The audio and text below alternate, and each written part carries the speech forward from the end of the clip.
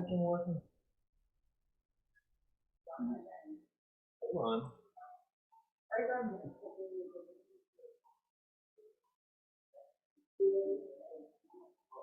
This is my instrument.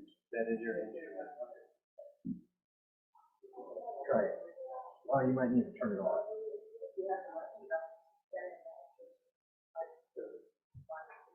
Thank you for your help. And it's 10:30, so let's go.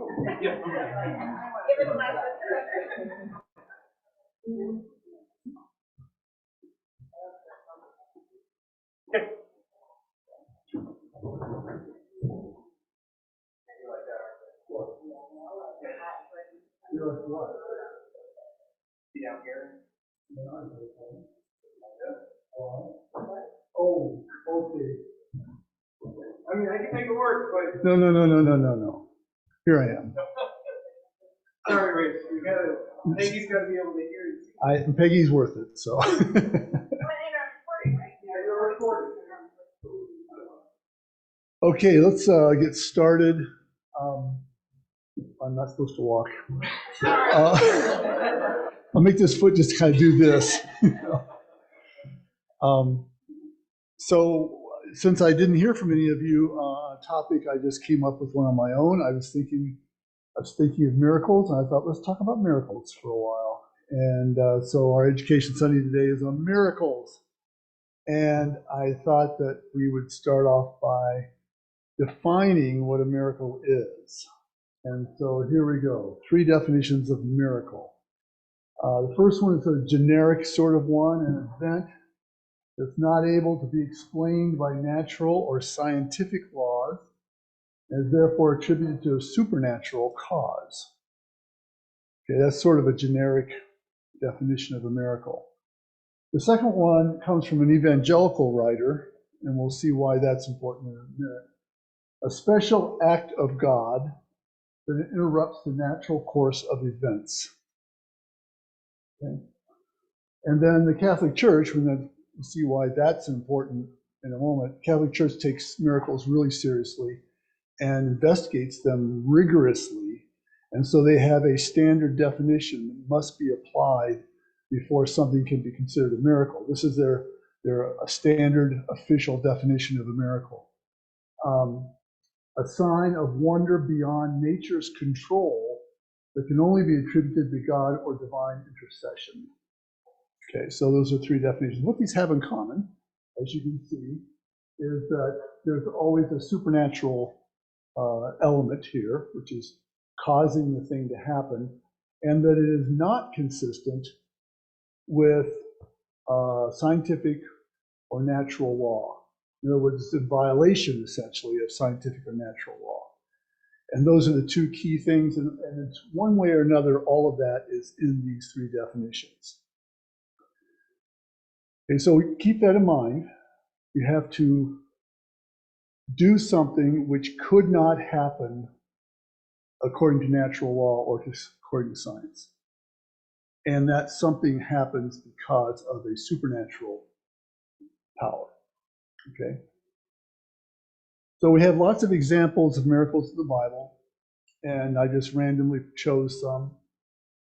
God through Moses parts the Red Sea, right? We have, I just like to say Shadrach, Meshach, and Abednego because they're fun to say. But they weren't harmed in a fiery furnace, even though the temperature was so hot it was burning people outside the furnace. But they weren't affected. That's a miracle. The woman being healed who touched the hem of Jesus' garment. And then the resurrection of Jesus. All of those are miracles. And there's lots more. I thought, since we have all day. It's gonna get hot, Rich. Oh, it's gonna get hotter than you know. You got Shadrach, Meshach, and Abednego is gonna wish they were. Do any of you have favorite miracles from the Bible? From the Bible? Yeah, that's a classic. The one, I think there's several blind men healings, but I like the one where he makes the mud and smears it on the eyes and all that. Kind of a cool miracle, And that is definitely a miracle. Yeah. One of my favorites is the healing of the Canaanite woman's daughter. Yes, I almost put that one in here. And I decided to go with the woman being healed by the touch of the garment. But that's a great one. I think that's actually scripture. No, It was either that or last. it might have been last week. The theme for today was Speak Truth to Power. And I actually did a whole Education Sunday presentation piggybacking on that theme and decided not to use it, so I'm doing this one instead. And in that scripture is where Jesus lets the Pharisees have it. Oh, yeah. Rotting sepulchers and, all that kind of stuff, It's, Well, if you think about it, you probably have several verses on the Bible. No, I'm talking about the Bible, Marvin. Don't get ahead of me. Okay. Talk about your life then. Actually, at the end of the presentation, I was going to ask if you might want to share miracles from your life, but why don't you go now? When I was 18, I broke my back. I thought it was the worst thing ever. And the summer, yeah, it was weird. And I was on that fiddle. But it turned out to be a miracle in school.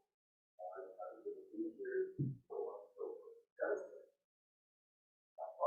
And my mother, too, she said, you know, we need to do about because school is going to fall. All right, school 12 years now, I like it. But I like it. That's I like it. Cool. Teresa said one of her favorites was the healing of the man on the pallet, and Jesus said, "Pick up your bed and walk." And I've always liked that one too. That's a good one. So there's lots of them, lots of miracles in the Bible. We're going to talk about biblical miracles here in a second. But before we go on, I want to continue with this definition of miracle. I want to introduce the concept of vernacular use of the term miracle. Linguists refer to the form of language that common ordinary people speak as the vernacular. That's what that term means in a linguistic sense. And vernacular language, common people's language, almost always has a process where they start changing the definitions of words. They just make up new definitions and use those. And it can be confusing because one of the things that happens as a result is it either confuses what words really mean or it makes words seem superficial. And miracle sort of has had that happen to it from a vernacular use. There's lots and lots of vernacular definitions or uses of the word miracle. By the way, that's also a potential Education Sunday thing because as a cultural geographer, we talk about language a lot. And I have oodles of stuff on the origin, evolution, development of language and how this process takes place, the vernacular development of language takes place. I got all that stuff ready to go. And you're going like, oh, please don't. Actually, okay, here's my pitch. Language is the single most important thing that makes you who you are. It is the most important thing by far.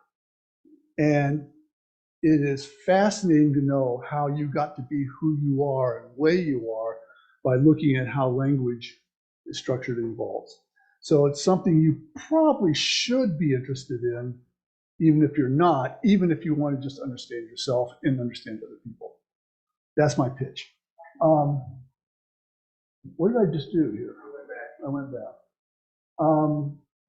So miracle is used in all kinds of ways which are not consistent with the formal definition of it. For example, it can describe events that might be nice or unlikely or special or wonderful, but they're all events that can be completely explained by scientific and natural law, okay, which invalidates them as miracles, right? Think back to our definition. For example, it was a miracle I got an A on my test. Well, no, it wasn't a miracle, I don't think, but that's okay. My car didn't want to start. It was a miracle that I got here today. It's how we use the term, right? My car, by the way, started fine this morning. I just made that up. The Miracle on Ice, which is the gold medal hockey that we won in 1980. It wasn't a miracle, but we used it that way. Or you look miraculous, you know. Or the miracle of childbirth, or the miracle of flowering plants in the springtime. Those are amazing things, but we understand exactly how that happens. We understand exactly how that happens to every part of the process. Science can explain it easily. It's not a miracle. It's really cool, but it's not a miracle. And so all kinds of things that we say are miracles are not. Okay, and that's the vernacular use. And the reason I wanted to mention that was because our next slide, we're going to be looking at some survey data about how many people believe in miracles and so forth. You got to keep in mind that a lot of those people are thinking of miracles in a vernacular sense. They're not thinking about the actual definition of what a miracle is. So you got to take this data with a grain of salt, because we don't know what they think of when they think of miracles. Okay? But here's that data. Surveys vary some, especially since if you get an older survey, it's going to be different because the belief in miracles is declining in the last few decades in the United States. But about 67%, 2/3 of all Americans say they believe in miracles. Now, what they mean when they say miracles is up for grabs, but they believe in miracles. 67, 2/3. That's an amazingly high number.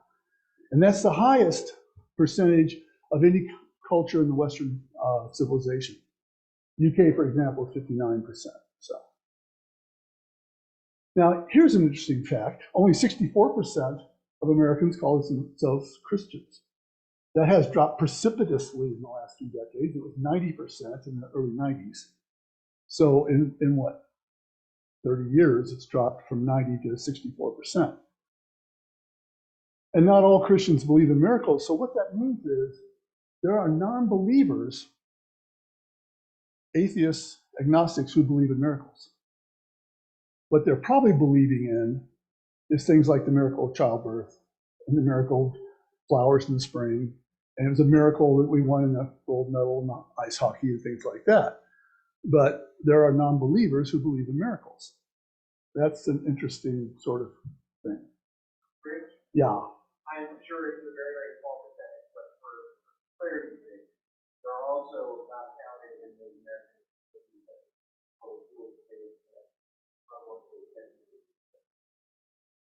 Why would they not be counted? Oh, I see.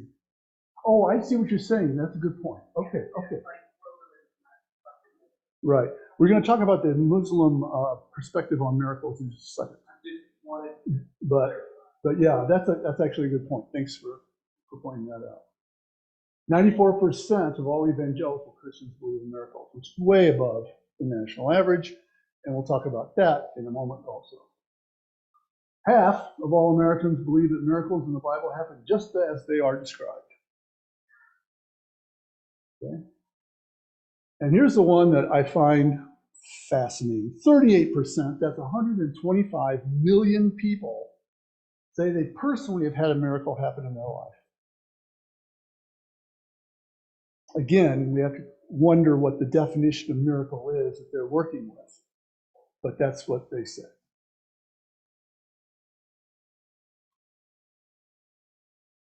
Now, how common are miracles? That implies that miracles are really common, right? And the common expression amongst Christians, especially among evangelicals, is expect a miracle today, which implies that miracles are really common. We take the Bible as our guide, though. We look at the Bible as our reference in a sense. Then we find out that miracles are really, really rare. They rarely happen. most of the miracles in the Bible, the majority, come in three different distinct phases of time. And each of those phases are about 40 years long. Okay, so there's sort of a periodicity to them almost. And each is associated with a new phase in the development of Christianity and Judaism. So the first one was the establishment of the law and the original establishment of the nation of Israel, focused on Moses and Joshua. This was a time of a lot of miracles. The second one was the establishment of the era of prophets in Israel, mostly Elijah and Elisha. And the third was the origin and development of Christianity, which of course is connected to Jesus. And most all the miracles are in those time periods, or those three phases. And you go for long passages in the Bible where there are no miracles at all. And so when people say, oh, how come we don't have miracles like they did in the Bible? Well, maybe we are having them as often as they have in the Bible. It's just that the Bible condenses time if you're not aware of what time is really being passed. So here's 2 points we can make of all that. The Bible covers, maybe 2,500 years or so in that general neighborhood of time. So miracles were extremely rare during most of that period. So we're talking about 120 to 150 years of miracles out of 2,500 years. That means there were centuries when there were no miracles, apparently. At least not significant enough to be recorded in the Bible. And miracles in the Bible seem to be usually for a specific purpose related to the development of the relationship between God and God's people. In other words, they weren't random, they weren't even individual events as much as they were furthering the development of our understanding of God in a more group kind of sense. That's what miracles are in the Bible. Okay? Yeah. So I don't want to contradict you too much. Please do. Before it's almost like instead of a 1, it's like a 0.5 or whatever. Because we have prior to the establishment of the law, but all of the creation and early Genesis. You can. That's fine, and I don't have a problem with that at all. Which is even further back. Which is even further back, and according to the chronology in Genesis, that was also a very brief time. Yeah. So, but yeah, we could add a fourth stage, and I would be okay with that. It's like that creation early stuff. Right. But again, that's like the development of, in this case, the earth.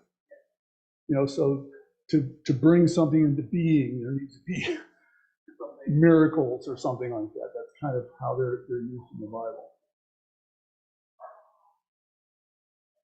Any other comments about that? That's a good point, Matt.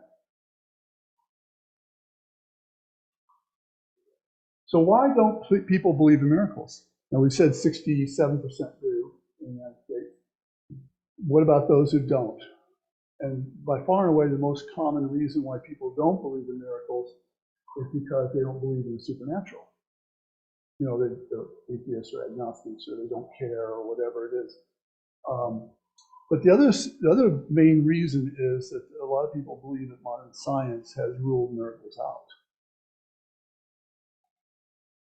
And there are all kinds of things which we once thought were miracles, which we now understand through scientific principles, which of course invalidates them as being miracles, if we can explain them scientifically in natural law. And a lot of people say, well, that's the case now, we can explain all this. Okay. Some people who don't know much about science think that science itself is miraculous. And that's just a lack of understanding of science. But of course, for science to be miraculous would invalidate the whole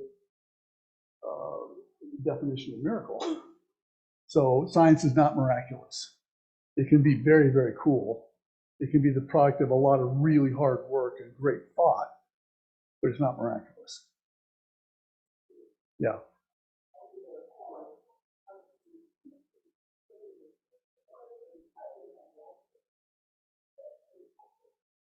This is a good point. This is tied to science also.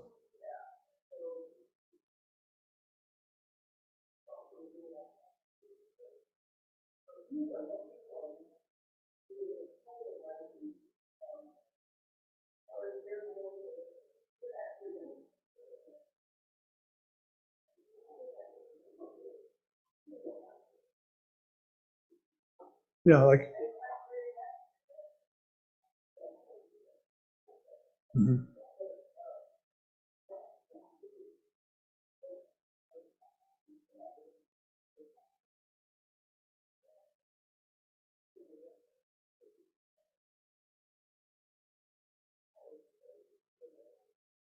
Yeah, I've always thought how different our lives would be if everybody had a really good understanding of statistics and probability. People don't. And if they did, it would change the entire way we look at the way we live, I think. But that's another story. So this is why people don't believe in miracles. Usually. There's, I'm sure, other reasons, but these are the top two. So let's look at the science and miracle business. Many Christians, but certainly not all, maybe not even a majority, I don't know what those numbers are really skeptical of science and see it as an adversarial relationship between science and religion. You can either have science or you can have religion. You can't have both. You got to choose. And there's, again, language is really important in this. The way English is structured sets up that dichotomy because of the way our words are and the way we have evolved our language. That's another part of my lecture I could do on sometime if you wanted. That adversarial relationship does not occur in other languages. So pretty much only in English. But a reason why people see, one of the reasons why people see that adversarial relationship is because science increasingly has the ability to explain things which people used to think were miracles. And this is one reason why I may not have included creation.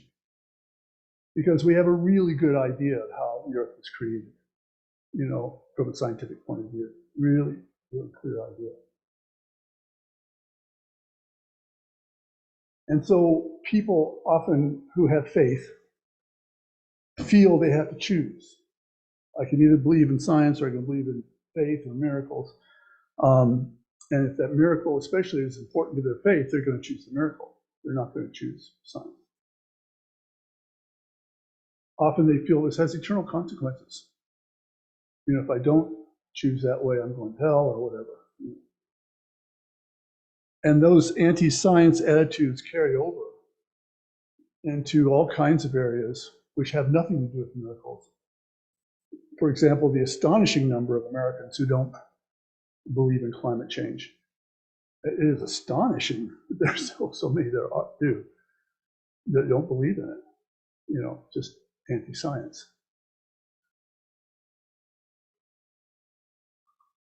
So what about other religions? Do other religions believe in miracles also? Well, any religion that has a supernatural element is open to the idea of miracles.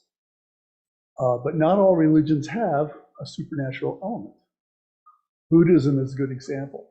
Classic Buddhism does not have divine beings, does not have gods, does not have supernatural things. Neither does Taoism or Confucianism or Shinto in the classic sense. But other religions that do have supernatural elements, and Islam is a good example, the thinking about miracles is different in some cases. In Islam, there is a strong belief that Allah controls everything. Everything that happens is a direct function of Allah. Christians don't necessarily believe that. I didn't pray about what shirt I should wear today. I didn't think that God directed me to wear a blue shirt on today. It was just the first one I grabbed in the closet. But at least in some traditional and classic forms of Islam, Allah controls every single thing that happens. Now, if that's the case, that includes things you might want to call miracles, but they're not really miracles in the sense it's just another thing that Allah did. You see what I'm saying? And Christians almost always believe that miracles are an intercession, a special diving in of God into your life. That's different than in Islam. Remember that definition, a special act of God that interrupts the natural course of events. It's sort of an intrusion, if you will, a welcome intrusion, to be honest. Sure, but so Islam looks at things a little differently, and other religions can too. So it's probably safe to say that Christianity has more emphasis on miracles than other religions, most other religions. It's more of a function of Christianity than some other religions, but not without exception, obviously.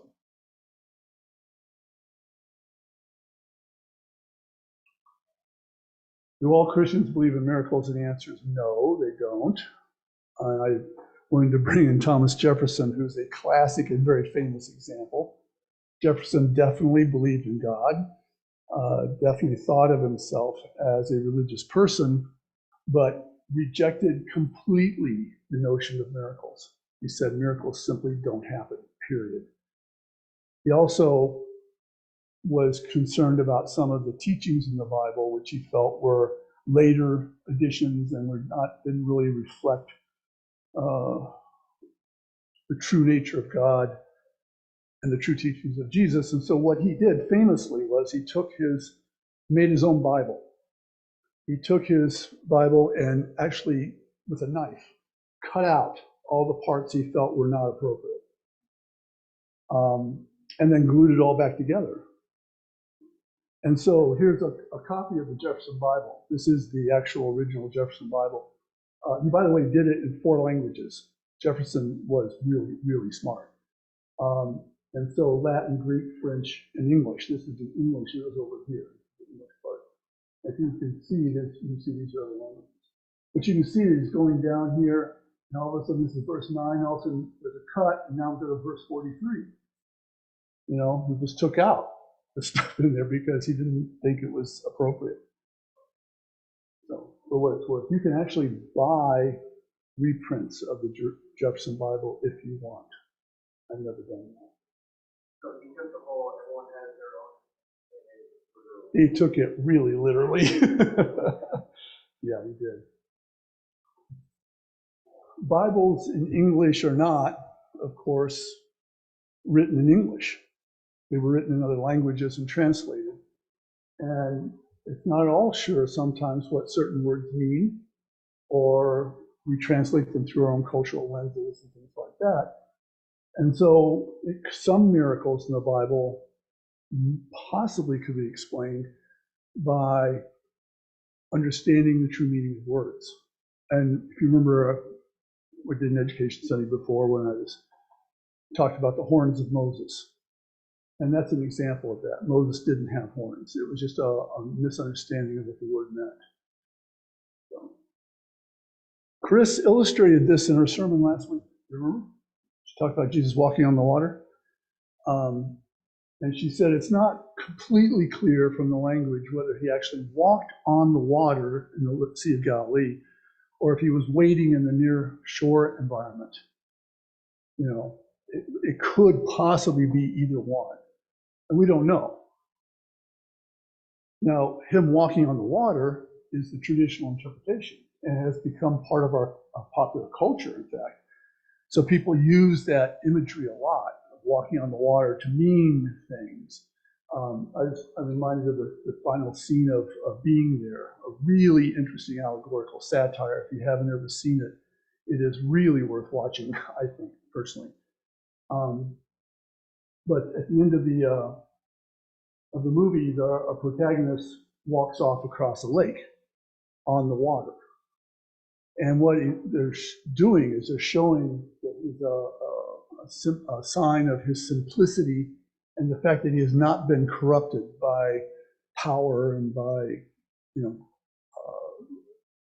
his own sense of worth and all that kind of stuff. He's a pure soul.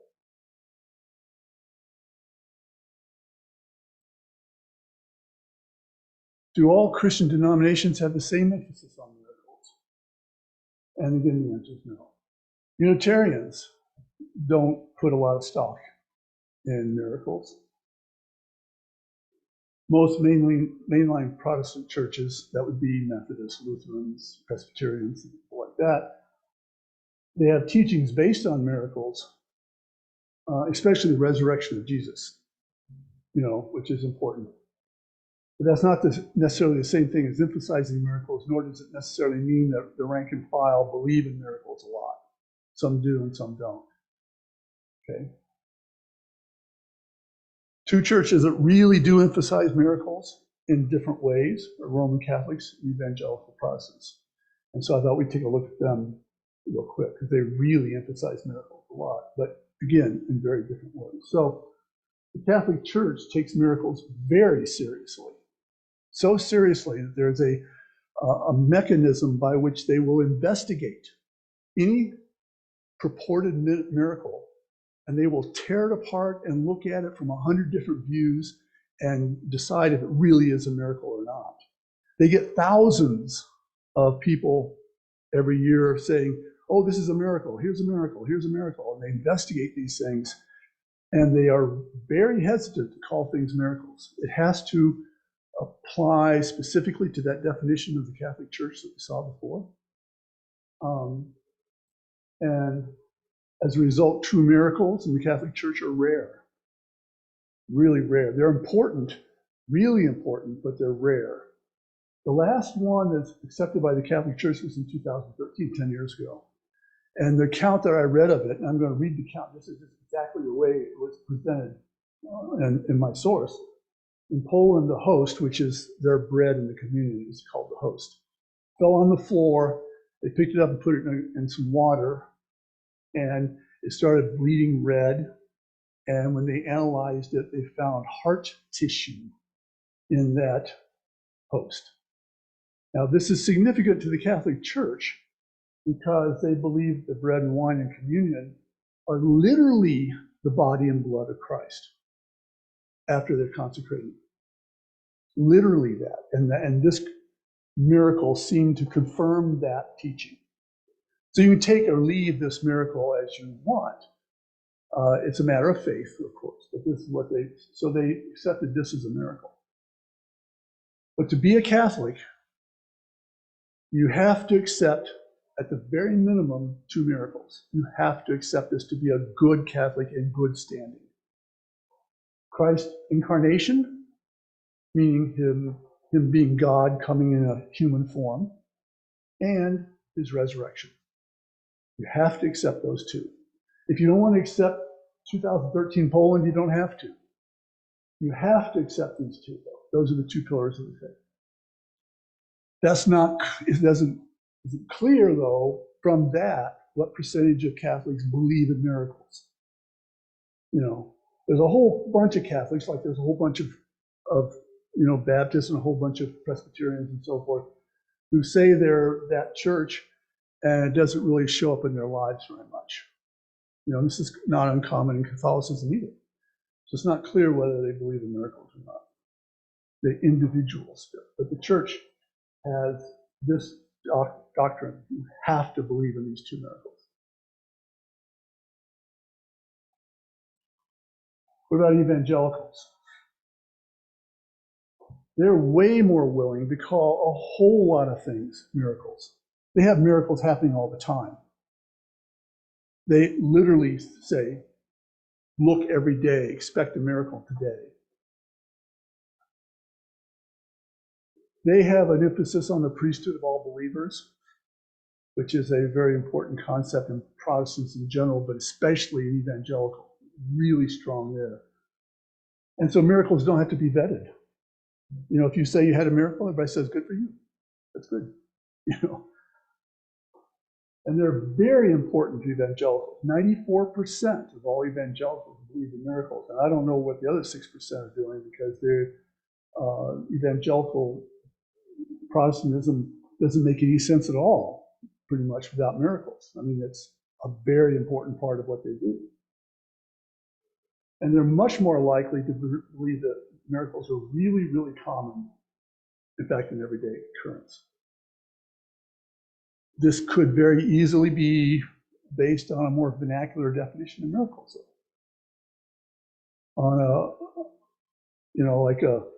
Like I walked down the street and I didn't stub my toe. It's a miracle.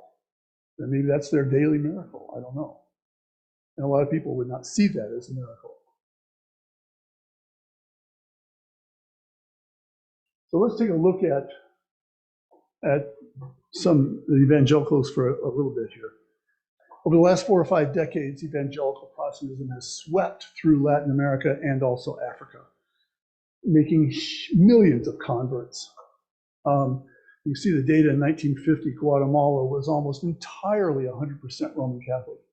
Today, they're 45% evangelical, almost half. They've had evangelical presidents.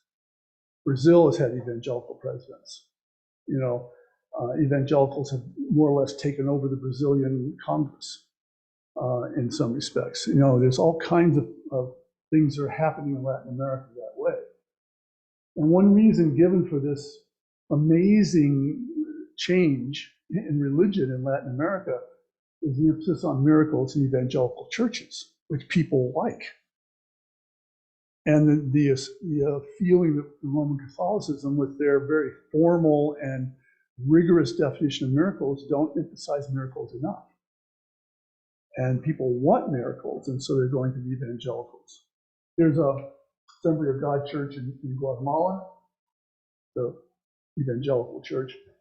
There's a flyer that I saw in Lima, Peru, in which a noted evangelical leader, we'll talk about it in a second, Benny Hinn, was doing as he says, a campaign of miracles and healings. And so they advertise that what they're doing is miracles and healings. And people like that. And it's very attractive to a lot of people. So let's look at these two people, Kathryn Kuhlman. These are examples. Now, we could look at dozens or maybe hundreds of evangelical ministers who would sort of be in the same area, okay? These two are particularly important, though. Kathryn Kuhlman, here she is, no formal theological training at all, but she became the most prominent healing minister in the United States in the 40s to the 60s. She had these massive rallies, which she called miracle services. So she emphasized the concept of miracles. Promising miraculous cures. She had her own television show in the 60s and 70s called I Believe in Miracles. And it's estimated that 2 million people in the United States have claimed to have been healed by her. 2 million. That's a lot of miracles. And these are all assumed to be miraculous healings. Now, Benny Hinn, who was the guy who was on that poster in the previous slide, was converted to the evangelical faith in 1972 as a really young man, really young. And the next year, he went to one of Kathryn Kuhlman's miracle services and was heavily influenced by her, went back and back and back, heavily influenced by her, began his own ministry then in Orlando, Florida, where he claimed he was a conduit from God for miracles. And he uses the term miracles all the time, too. In fact, he travels extensively with giant, I almost said shows, and that doesn't do it justice, but giant presentations, if you will, services, which he calls miracle crusades. And he began his own television show, which is still on the air today. He's still out there doing this today. And his television show shows over and over and over miracles that have happened during his miracle crusades. One after another, after another, after another. Now, these are just two examples, but there are hundreds, thousands more that could have been used here. So yeah, evangelical ministries really go for the miraculous. What about our church? Now, in the early Restoration movement, there was a lot of miracles. Almost everything associated with the Book of Mormon is a miracle, right? And there's other things too, not the only thing. But we put a lot of emphasis on healing miracles, right? So we have a sacrament called laying on of hands, which originally was understood to be God suspending medical science and the laws of nature in such a way to heal somebody who otherwise couldn't be healed. And that's how we understood that early on. And there's all kinds of anecdotes which I've heard from the RLDS Church of people who felt the oil itself had some sort of magical power. And they would rub it on themselves, and they would drink it, or they would put it in foods, and they would do all kinds of things. You know, because it had some sort of power to work miracles, even outside the element of the sacrament. Now, where are we today on all this? Well, in recent decades, we've kind of de-emphasized this sense that we're going to suspend the laws of nature, and that's what laying on of hands is all about.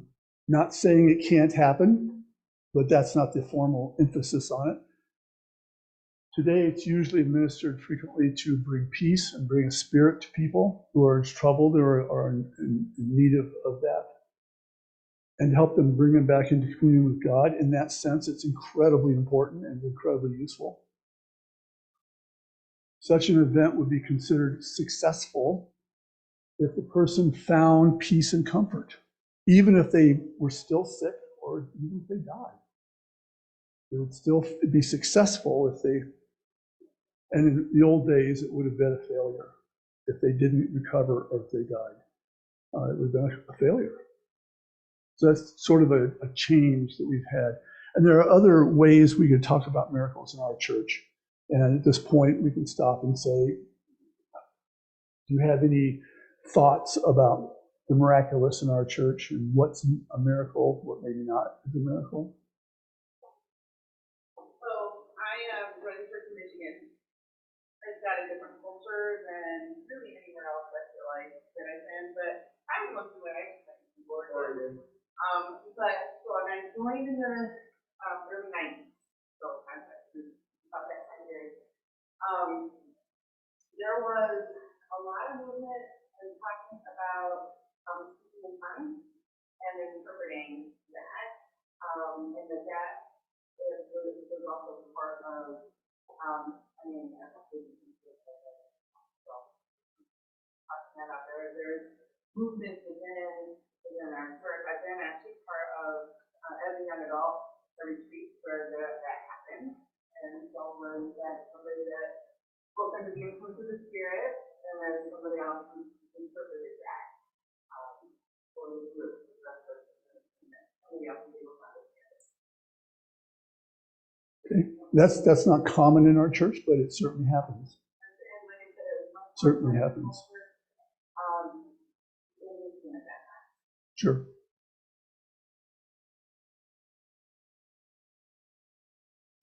I suspect, and that's why if there's time, I was going to open up at the end, that all of you, or at least most of you, have either had or are aware of people who had probably what you might assume is a healing miracle within the church. And I think those are very likely to be legitimate miracles. You know, so we're not suggesting that miracles don't happen in the church, or the healing miracles don't happen in the church. Often people, when they talk about miracles, the first thing they think of is healing miracles. There's other kinds of miracles. The Catholic Church has 4 categories of miracles, for example. But we often think of healing first. Yeah. For me, I want to preface this by saying I'm a pretty scientific kind of guy, and I understand the law of very low probability. And I think there is a point at which, because of my faith, there is a probabilistic rounding error that puts me in the miracle territory. That's actually an interesting way of putting it. I think that probably is kind of a good way of putting it. You know. For example, right, I was in an accident when I was 8 years old. I was run over by a school bus, which had it gone, had it gone one direction or another, could have been very, very, very bad. Probabilistically speaking, who knows? But I consider it a bit of a miracle that it wasn't worse than it was. Sure. And I take some of that on faith, even though theoretically, if I had some momentum, and there's, all of those, they will know that, because you're here, but at the same time, the odds of that Are pretty small. are pretty small, and for me, yeah, that was a miracle. Sure. And I think most of us have those kinds of testimonies. And I think they're legitimate. I do. I'm not trying to say they aren't.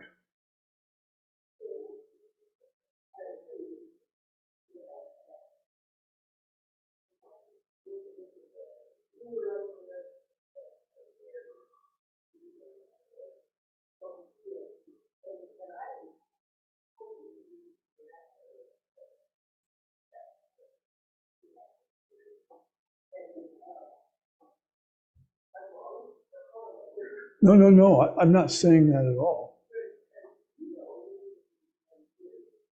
Oh, that's right. I have been. I knew you looked familiar.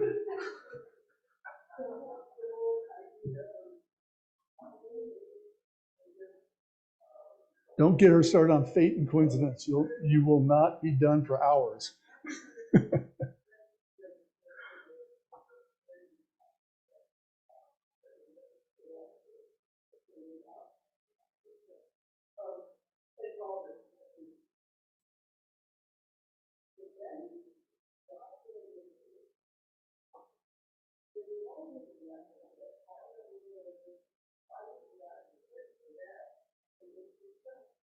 Yeah.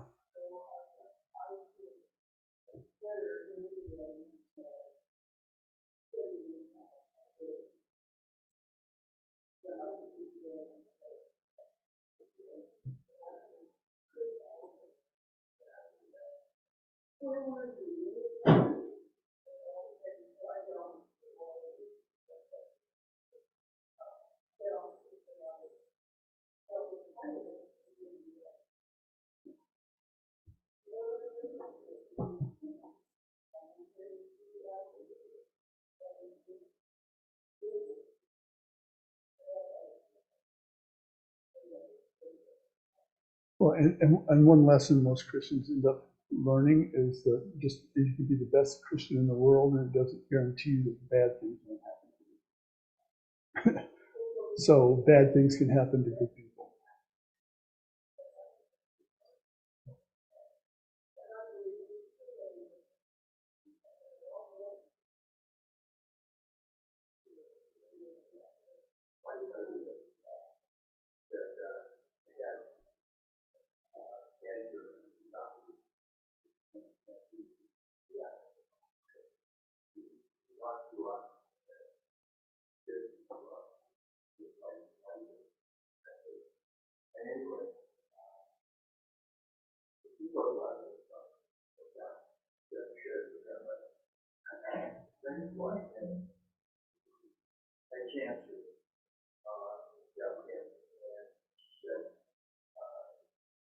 She and Ray, she felt the cancer re-revived confidence and all of those things. And she lived several years and she did that cancer with the years of time. Yeah, so these testimonies I think are real. So that Judy.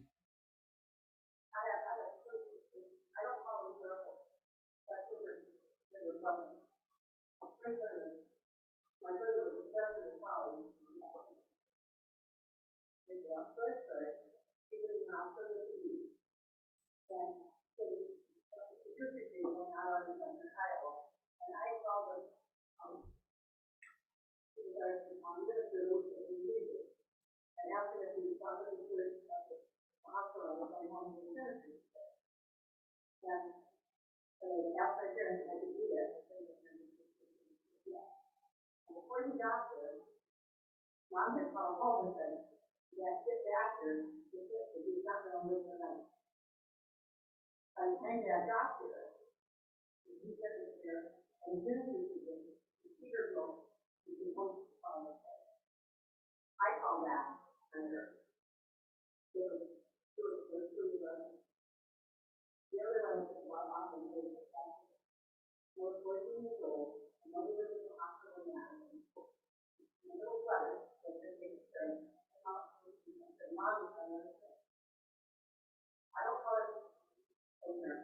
in that moment, I was moving and still, if you come on with God, you created in the moment.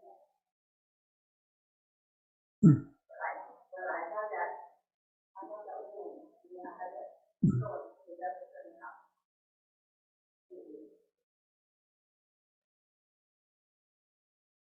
So these testimonies are common, and I think they're legitimate.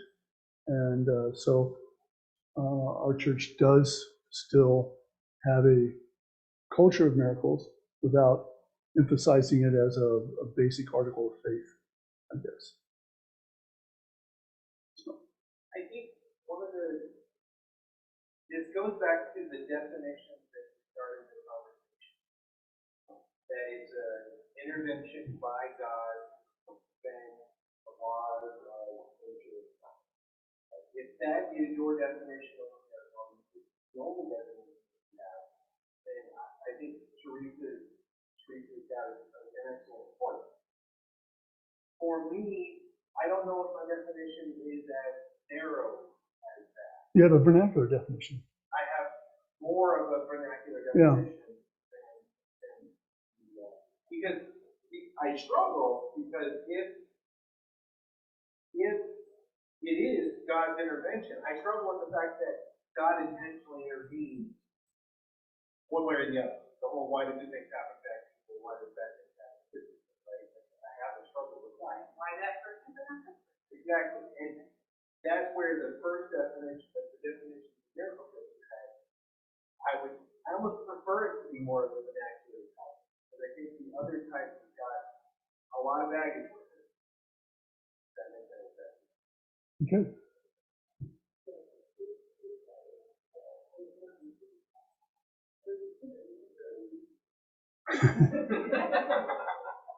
It would have worked so well. So why do people want miracles so badly? This is kind of gets at this. That's why I went on. Miracles tend to occur in realms of our lives where we have little or no ability to control. I don't need a miracle to tell me what shirt to put on. I can control that. That's not a problem. You know, things like health and death and natural disasters and accidents, things that we can't control very well, or in the instant it happens, we can't control it. And it's likely that most people think of healing when they think of miracles. I'm guessing that, but I think that's probably true. So in general, we can say when natural laws are acting in ways contrary to what people want, then people want miracles. Right? As long as natural and scientific laws aren't causing you any problems, you don't think about miracles that much, perhaps. But when they are doing something which you don't like, you want a miracle. Christian denominations usually believe in a personal God who's infinitely powerful and the creator of all things can control all things, right? And so the concept of a personal God means that Christians often don't hesitate to ask God to change the laws of nature and science to relieve them of some issue that they're powerless in their own right to do anything about. And that's the point of having a personal God, a God that cares about us. You know, that's the whole point. God does care what happens to me and to you and so forth. And of course, we can get into this whole notion of what about when other people are praying just as hard and they don't get a miracle and they die and I live, and all of a sudden get weirded out pretty fast. I don't have the answers for that, and I'm not sure we can get the answers for that. So I thought what?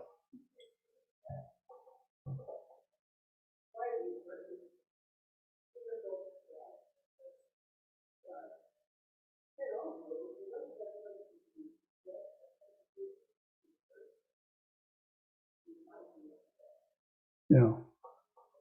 There's no point in praying otherwise.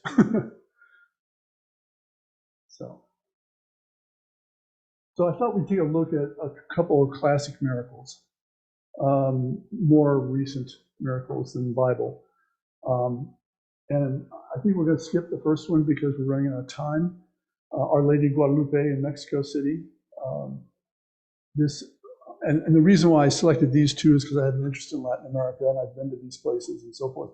But also these have become pilgrimage sites. And both of these were not originally healing miracles, but they evolved into healing miracles as time went on, which is kind of interesting. So Our Lady of Guadalupe is the second most visited pilgrimage site in all of Christianity, only after the Vatican. And it has to do with a miraculous appearance of Mary in the 1500s. And we won't go through all that. So let me skip through that really fast. Yeah, that's it. Let's look at El Santuario de Chimayo, which is in New Mexico. This is the largest pilgrimage site in all of southwestern United States and northern Mexico. So it's also a big pilgrimage site. I've heard, I haven't been there for Holy Week and Easter, but I've heard that 100,000 people come there during Holy Week sometimes. So around 1810, this is Chimayo right here in New Mexico. A priest found a crucifix buried in the dirt. The reason he found it was because it was emitting light. And he could see light bursting out of the ground. And he thought, this is weird, and so he dug it up, and it was a crucifix. So he took it to his bishop.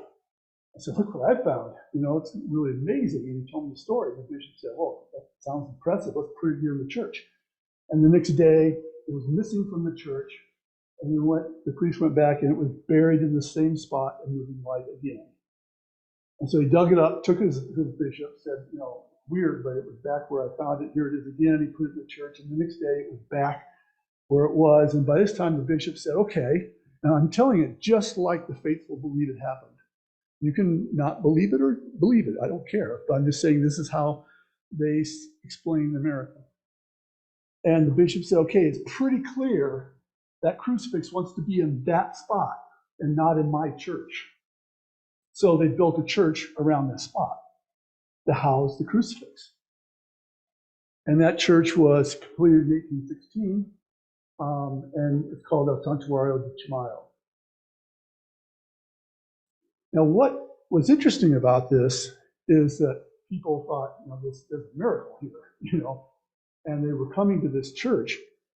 But as time went on, the emphasis of the miracle passed from the crucifix to the dirt that the crucifix was buried in. And I think the reason primarily for that is because the dirt was transportable. They could take it and use it in their lives, and they could ingest it, and they could do all kinds of things to it. And so pilgrims were coming and taking dirt from the site.